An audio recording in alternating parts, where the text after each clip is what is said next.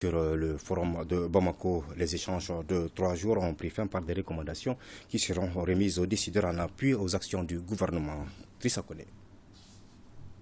À la conclusion de cette 22e édition du Forum de Bamako, les organisateurs se targuent d'avoir réussi à relever un défi majeur, celui de regrouper des centaines de personnes venant d'Afrique et du monde autour du triptyque paix, sécurité et développement, rôle des femmes.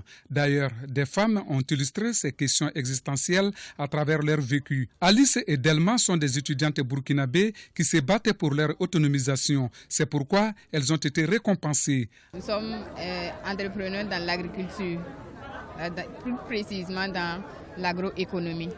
Donc nous avons produit des feuilles d'amarante qui sont prisées dans notre pays. Tout comme ces jeunes filles, la première femme préfète du Mali a également été acclamée. Moi je suis arrivée dans le commandement en 2003, seule dame parmi 48 hommes. L'appropriation, m'adapter au commandement n'était donc pas facile. Moi, je venais de Bamako avec un capital d'expérience. Aujourd'hui, il y a plus de 30 femmes dans le commandement. En somme, le Forum de Bamako, au fil des ans, est devenu le creuset du savoir. Il permet non seulement d'influencer les politiques, mais se définit comme un espace de l'unité africaine.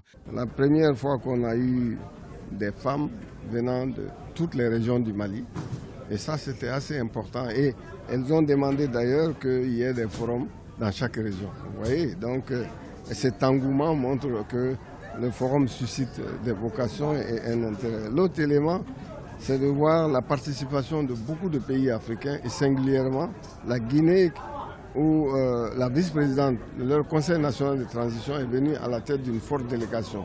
Le Burkina Faso, avec leur ministre de la promotion de la femme et de la famille, et qui a carrément décidé qu'on tienne une prochaine édition du forum au Burkina Faso. Et les Camerounaises qui sont venues en nombre assez important et qui ont aussi demandé qu'on tienne des assises. Et enfin la Mauritanie, leur ministre a demandé qu'on puisse tenir aussi une édition du forum en Mauritanie. Et oui, l'homme intelligent fait de la femme un levier politique. Ainsi se referme la 22e édition du Forum de Bamako.